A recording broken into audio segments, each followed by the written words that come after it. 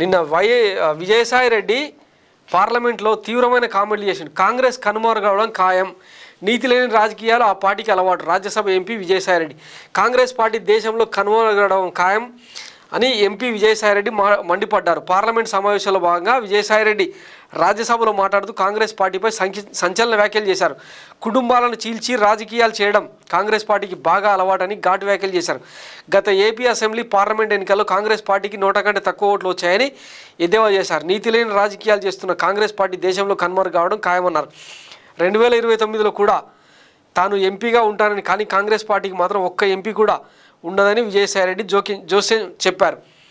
ఇంతకంటే తీవ్రమైన తెలంగాణలో కాంగ్రెస్ పార్టీ కనుమరుగవుతుందని చెప్పి తొందరలోనే రేవంత్ రెడ్డి సర్కార్ కుప్పకూలుతుందని చెప్పి ఆయన మాట్లాడిందనమాట.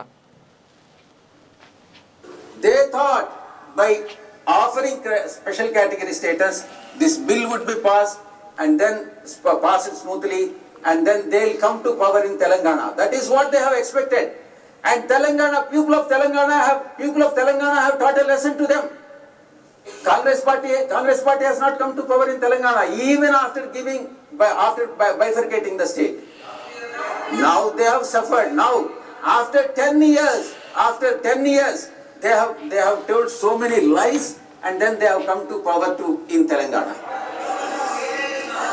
Please, it is only a matter of time, sir. The government is going to fall. Your government in Telangana is going to fall. It is only a matter of time. Sir, it is they thought the lies, and then they have come to power in Telangana.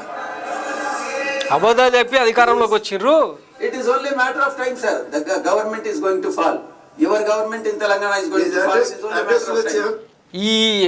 ఈ మాటను మరి ఏ పత్రిక కూడా, ఈ పచ్చపత్రికల domination చూస్తున్నారు కదా, ఎక్కడ కూడా హైలైట్ చేయలేదు. అంటే ఏంది కుట్ర? ఇంకా ప్రజలు అర్థం చేసుకోవాలి.